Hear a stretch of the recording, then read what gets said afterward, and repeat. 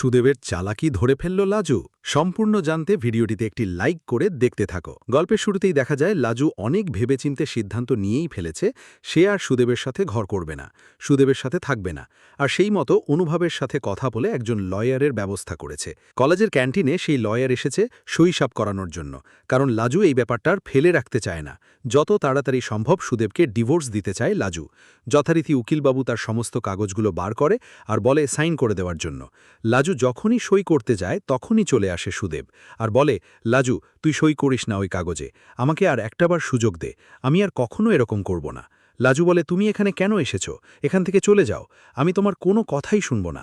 এরপরে সবার সামনে লাজুর পা ধরে ক্ষমা চায় সুদেব আর বলে, আমি জানি আমি তোর সাথে অনেক অন্যায় করেছি, কিন্তু বিশ্বাস কর আমি নিজের থেকেই অন্যায়গুলো করতে চাইনি। ওই টিচার দিদির জন্যই আমার এই সর্বনাশটা হয়েছে। আমি আর কখনো কারুর কোনো কথা শুনব না, আমি শুধু এবার থেকে তোর কথাই শুনব। তুই প্লিজ আমাকে ছেড়ে যাস না রে লাজু, আমি তোকে খুব ভালোবাসি, আর কখনো তোর পথে আমি বাধা হয়ে দাঁড়াবো না। এরপরেই উকিলবাবু বলে, এই জন্যই আমি আপনাকে বলেছিলাম লাজবন্তী যে আপনি একটু ভেবেচিন্তে সিদ্ধান্ত নিন। এরপর লাজু কি করবে নিজেই বুঝতে পারছে না। অন্যদিকে অনুভব অপেক্ষা করে, বন্ধুর কাছ থেকে শুনবে ফর্ম্যালিটি সবকিছু ঠিকঠাকভাবে হয়েছে কিনা। এরপরেই লাজু বলে, তুমি যে আবারও এরকম কিছু করবে না তার কি কোনো গ্যারেন্টি আছে? সুদেব বলে, হ্যাঁ আছে, আমি তো তোকে কথা দিচ্ছি যে আমি আর এরকম অপরাধ করব না, তারপরেও তুই আমার কথা বিশ্বাস করতে পারছিস না। শোন লাজু, যা হবার হয়ে গেছে, তোর যা ইচ্ছা কর, কিন্তু তুই আমায় ডিভোর্স দিস না। এইসব কথা শুনেই লাজুর মন গলতে শুরু করে। তখন লাজু বলে, উকিলবাবু আমি কি বলবো আমি নিজেই বুঝতে পারছি না। এরপর উকিলবাবু বলে, আমি বুঝে গেছি, আপনি এই ডিভোর্স পেপারে সাইন করবেন না, তাই তো? দেখুন কাজটা আপনি ঠিক করলেন না। আপনি জানেন যে আমার একদিনের মাইনে ঠিক কত? এরপরে কাগজপত্র গুছিয়ে নিয়ে চলে যায়। তখনই লাজুর কথা ভাবছিল অনুভব, যে লাজু কি সাইনগুলো করেছে। সুদেব ভাবে, যাক বাবা, পত্রাকে অবশেষে তাড়ানো গেছে।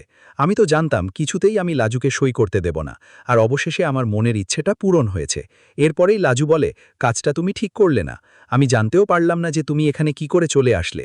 সুদেব বলে, অনেক তাড়াহুড়ো করে এসেছিলে লাজু, খুব ভালোবাসি তোকে, তোর সাথে ছাড়াছাড়ি হয়ে গেলে আমি যে আর প্রাণে এবারে সত্যি সত্যি বাঁচব না।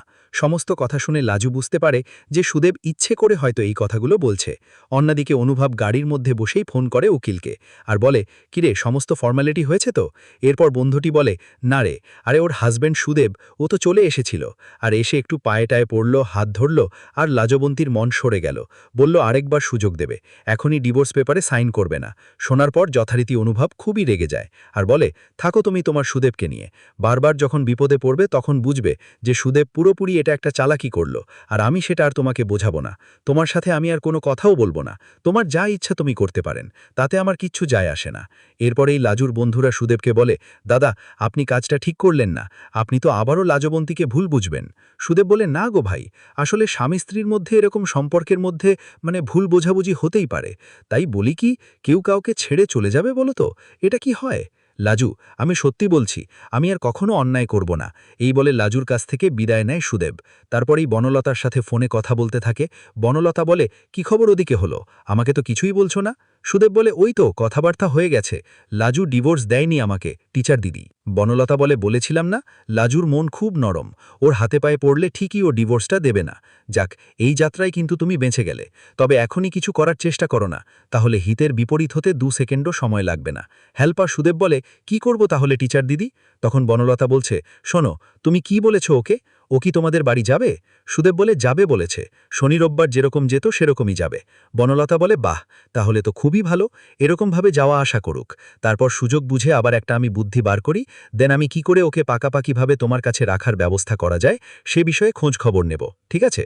সুদেব বলে, বেশ বেশ, আর এখন তো আমি আর কোনো রকমের কোনো দুষ্টুমি করব না, যাতে লাজু আমাকে বিশ্বাস করতে পারে। কি টিচার দিদি, আমি ঠিক বললাম তো? বনলতা বলে, হ্যাঁ, একদম ঠিক কথা বলেছ। তাই শোনো, কালকে যখন লাজু বাড়িতে যাবে এসি বাসে করে ওকে নিয়ে যাবে, কেমন? সুদেব বলে, এসি বাস? এসি বাসের টাকা আমি কোথায় পাবো? টিকিটের তো অনেক টাকাই দাম হবে নিশ্চয়ই। বনলতা বলে, তাতে কি হয়েছে, যত টাকাই দাম হোক না কেন, তুমি ওকে নিয়ে যাবে, একটু একটু করে মনটাকে নিতে হবে তো না? এদিকে অনুভব বাড়িতে এসেও খুব রাগারাগি করতে থাকে। অনুভব তখন বলে, দাদা ভাই, তুই এরকমভাবে রাগারাগি করিস না, আমি তোর অবস্থাটা বুঝতে পারছি। কি বলতো, লাজু না একটা ভুল সিদ্ধান্ত আবারও নিল, আর এই সিদ্ধান্তের জন্য এবারে ওকে পোস্তাতে হবেই। কিন্তু স্বামী স্ত্রীর সম্পর্ক তো কোথাও গিয়ে যেন লাজু একটু আটকে গেল, আর ওই সুদেবটা ঠিক সময়ে একেবারে এসে বাধা বাধাটা দিয়ে দিল। অনুভব বলে, তাতে কি হয়েছে রে অনু? কেউ যদি কারো সিদ্ধান্তে একবারে দাঁড়িয়ে থাকে, অন্য কেউ এসে নাড়িয়ে দেওয়ার ক্ষমতা যতই প্রয়োগ করুক না কেন, তাতে কিছুই হবে না। তুই জানিস না এটা? এরপরেই লাজু বলে, অন্যদিকে লাজু ভাবে যে আজকে যেটা হলো সেটা হয়তো ঠিক হলো না। খিটকেল হয়তো আমার উপরে খুবই রাগ করেছে, আর সেটাই হওয়া স্বাভাবিক। আমি যে কেন এই কাজটা করতে গেলাম আমি না বুঝতে পারছি না। ও আমাকে আবার ঠকাচ্ছে না তো? আবার চালাকি করে হয়তো আমাকে ঠকাবে, কিন্তু আমি ডিভোর্স না দিয়ে হয়তো ভুলই করলাম। এরপরেই অনুভবকে ফোন করবে বলে ঠিক করেছে লাজু। লাজুর কথা ভাবলেই প্রচণ্ড রেগে জ্বলতে থাকে অনুভব, আর ভাবে আমি আর কোনোভাবেই লাজুর সাথে কথা বলবো না, কারণ লাজু যেই কাজটা করলো সেটা ঠিক নয়।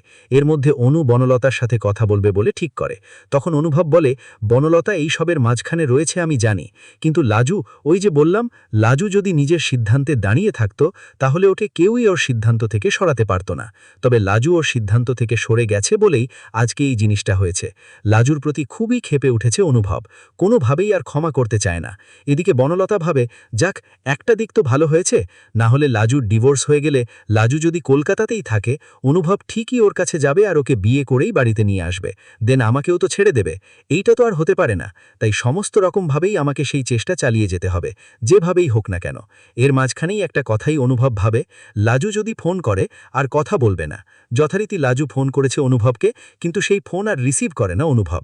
ভাবে লাজুর প্রতি তার আর কোনো দায়বদ্ধতা নেই, লাজুর সাথে কোনো সম্পর্ক রাখা চলবে না। এরপরেই লাজু ভাবে, জানতাম ফোনটা ধরবে না, কাজটা আমি ঠিক করলাম না। আমার প্রতি খুব রেগে গেছে খিটখির। আসলে রাগার মতোই তো কাজটা করেছি। কেন যে আমি ডিভোর্সটা না দিলাম, এখন বুঝতে পারছি সুদেবটা চালাকি করে এই কাজটা করেছে। দুটো যেন লাজুর মাথায় একসাথে ঘুরপাক খাচ্ছিল। লাজু বারবার অনুভবকে ফোন করার চেষ্টা করে, কিন্তু প্রতিবারই ফোনের ওপাশ থেকে শুধু রিং হয়ে কেটে যায়। অনুভব ইচ্ছে করেই লাজুর ফোন ধরছে না, কারণ সে কিছুতেই মেনে নিতে পারছে না যে লাজু এত বড় ধোঁকা খাওয়ার পরেও আবার সুদেবের মায়ায় পা দিল। লাজু কলেজের দিকে রওনা হয়, আর মনে মনে ভাবে, যেভাবেই হোক আজ তাকে অনুভবের সাথে সামনাসামনি কথা বলতেই হবে, তাকে বোঝাতে হবে যে পরিস্থিতি কেমন ছিল। অন্যদিকে অনুভব তখন নিজের গাড়িতে বসে ছটফট করছে। সে তার বোন অনুর সাথে কথা বলছিল। অনু তাকে শান্ত করার চেষ্টা করলেও অনুভবের ভেতরের রাগটা কিছুতেই কমছিল না। অনুভব অনুকে বলে যে লাজু নিজেই নিজের বিপদ ডেকে আনল।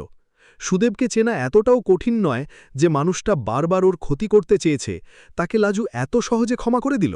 আসলে লাজুর এই দুর্বলতার কারণেই সুদেব বারবার ওকে নিয়ে খেলা করার সাহস পায়।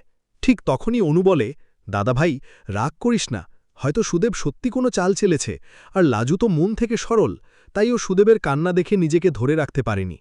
কিন্তু অনুভব সাফ জানিয়ে দেয় যে সে আর লাজুর কোনো ব্যাপারে মাথা গলাবে না। লাজু নিজের সিদ্ধান্ত নিজে নিয়েছে, তাই এর ভালো মন্দ সবটা তাকেই ভোগ করতে হবে। এদিকে সুদেব কিন্তু বসে নেই। বনলতার কথা মতো সে সকালেই হাজির হয়ে গেছে লাজুর হোস্টেলের সামনে। তার পকেটে তখন বনলতার দেওয়া টাকা। সুদেব একটা বিলাসবহুল এসি বাসের 2টো টিকিট কেটে লাজুর জন্য অপেক্ষা করতে থাকে। সুদেবের মুখে তখন এক পৈশাচিক হাসির ঝিলিক। সে মনে মনে ভাবে যে টিচার দিদি যা বুদ্ধি দিয়েছে তার সত্যি চমৎকার। লাজুকে এবার এমনভাবে নিজের জালে জড়াতে হবে যাতে সে আর কোনোদিন অনুভবের দিকে ফিরেও তাকাতে না পারে। লাজু যখন হোস্টেল থেকে বেরোয় তখন সুদেব একেবারে ভদ্রলোকের মতো এসে তার সামনে দাঁড়ায়, আর খুব নরম গলায় বলে, লাজু, দেখ, আমি তোর জন্য এসি বাসের টিকিট কেটে নিয়ে এসেছি। চল, আজ আমরা দুজনে মিলে একসাথে বাড়ি যাব।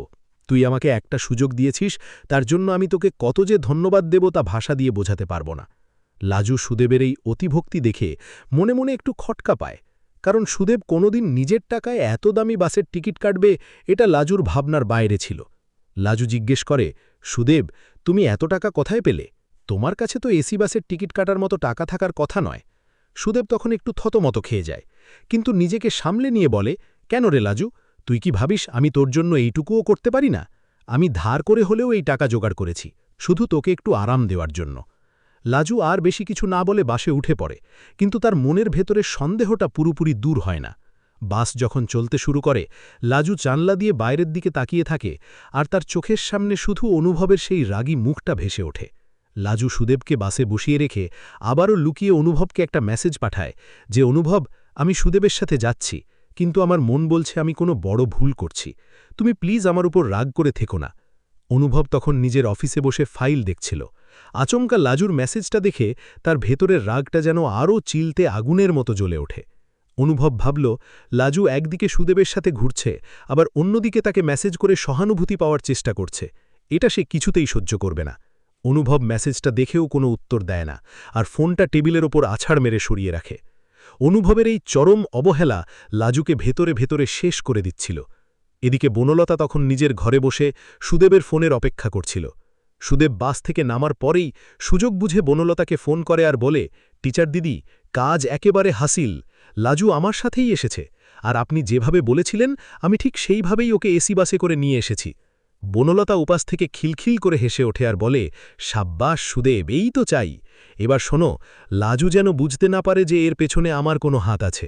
তুমি ওকে বাড়িতে নিয়ে গিয়ে খুব ভালো ব্যবহার করো, আর ওকে বোঝাও যে তুমি একদম বদলে গেছো। আর হ্যাঁ, লাজু যদি অনুভবের সাথে যোগাযোগ করার চেষ্টা করে, তবে যে কোনো উপায়ে ওর ফোনটা তোমার নিজের কবজায় নিয়ে নাও। সুদেব বলে, হ্যাঁ টিচার দিদি, আপনি একদম চিন্তা করবেন না। আমি লাজুর উপর কড়া নজর রাখছি। ও কোনোভাবেই আর ওই অনুভবের কাছে যেতে পারবে না। এই বলে সুদেব ফোনটা কেটে দিয়ে লাজুর দিকে এগিয়ে যায়, আর খুব মিষ্টি করে বলে, লাজু, চল এবার বাড়ি যাই, মা তোর জন্য পথ চেয়ে বসে আছে। লাজু সুদেবের সাথে তাদের পুরনো বাড়িতে এসে পৌঁছায়, কিন্তু বাড়ি ঢোকার পর থেকেই লাজুর মনটা কেমন যেন কু ডেকে ওঠে। সুদেবের মা লাজুকে দেখে খুব খুশি হওয়ার নাটক করে আর বলে, বৌমা, তুমি ফিরে এসেছ, খুব ভালো করেছ। আমার ছেলেটা তোমার বিরহে একদম পাগল হয়ে গিয়েছিল। লাজু কোনো রকমে একটা কৃত্রিম হাসি ফুটিয়ে নিজের ঘরে চলে যায়। ঘরে গিয়ে সে যখন তার ব্যাগটা খোলে, তখন হঠাৎ করেই তার নজর যায় সুদেবের একটা পুরনো ডায়েরির ওপর। ডায়েরিটা আলমারির এক কোণে পড়েছিল। লাজু কৌতূহলবশত ডায়েরিটা খোলে, আর পাতা উল্টাতে উল্টাতে হঠাৎ একটা জায়গায় গিয়ে তার চোখ আটকে যায়। সেখানে পরিষ্কার অক্ষরে লেখা রয়েছে বনলতা আর সুদেবের একটা গোপন চুক্তির কথা। সুদেব সেখানে লিখে রেখেছে কিভাবে বনলতার সাহায্যে সে লাজুকে ডিভোর্স পেপারে সই করা থেকে আটকেছে, আর এর বদলে বনলতা তাকে একটা বড় অঙ্কের টাকা দেওয়ার প্রতিশ্রুতি দিয়েছে। শুধু তাই নয়, লাজুকে পাকাপাকিভাবে কলকাতা থেকে সরিয়ে দেওয়ার জন্য বনলতা সুদেবকে আরও টাকা দেবে, যাতে অনুভব লাজুকে আর কোনোদিন খুঁজে না পায়। এই লেখাটা পড়ার সাথে সাথে লাজুর পায়ের তলা থেকে যেন মাটি সরে যায়। তার চোখের সামনে সুদেবের সেই কান্নাকাটি, পা ধরে ক্ষমা চাওয়া, সবটা একটা সাজানো নাটক বলে মনে হতে থাকে।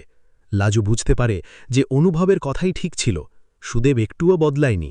সে আসলে বনলতার হাতের পুতুল হয়ে তাকে আবার একটা বড় ফাঁদে ফেলতে চলেছে। লাজুর সারা শরীর রাগে আর অপমানে কাঁপতে থাকে। সে বুঝতে পারে যে এই মুহূর্তে তাকে এখান থেকে পালাতে হবে, আর অনুভবের কাছে গিয়ে নিজের ভুলের জন্য ক্ষমা চাইতে হবে। লাজু ডায়েরিটা নিজের ব্যাগে লুকিয়ে নেয়, আর ঘর থেকে বেরোতে যায়। ঠিক তখনই দরজার সামনে এসে দাঁড়ায় সুদেব। সুদেবের সেই চেনা মিষ্টি হাসিটা তখন এক মুহূর্তের মধ্যে উধাও হয়ে গেছে। তার চোখে তখন এক হিংস্র চাউনি। সুদেব লাজুর দিকে তাকিয়ে বলে, কিরে লাজু, কোথায় যাচ্ছিস? ব্যাগপত্র গুছিয়ে? তুই কি ভাবছিস আমি কিচ্ছু বুঝতে পারছি না? তুই যে ডায়েরিটা দেখছিলি তা আমি অনেকক্ষণ ধরেই দরজার বাইরে থেকে লক্ষ্য করছি। লাজু তখন চিৎকার করে বলে, সুদেব, তুমি এত বড় প্রতারক, আমি ভাবতেও পারিনি। তুমি আর ওই বনলতা দিদি মিলে আমার জীবনটা নিয়ে ছিনিমিনি খেলছ। সুদেব তখন লাজুর হাতটা শক্ত করে চেপে ধরে আর বলে, হ্যাঁ ঠিকই ধরেছিস লাজু, ওই টিচার দিদি আমাকে বুদ্ধি দিয়েছে, আর আমি তোকে কোনোদিনও এই বাড়ি থেকে বের হতে দেব না। তুই যদি এখান থেকে যাস তবে অনুভবের ক্ষতি করে দেব আমি। লাজু সুদেবের এই রূপ দেখে একেবারে স্তব্ধ হয়ে যায়। সে বুঝতে পারে সে এখন এক ভয়ানক বিপদের মুখে, আর এই বিপদ থেকে তাকে উদ্ধার করতে পারে একমাত্র অনুভব। কিন্তু অনুভব কি লাজুর এই ডাক শুনতে পাবে, নাকি লাজুকে চিরকালের মতো হারিয়ে যেতে হবে সুদেবের এই অন্ধকূপে? তা নিয়েই গল্প এক নতুন রহস্যের দিকে মোড় নেয়।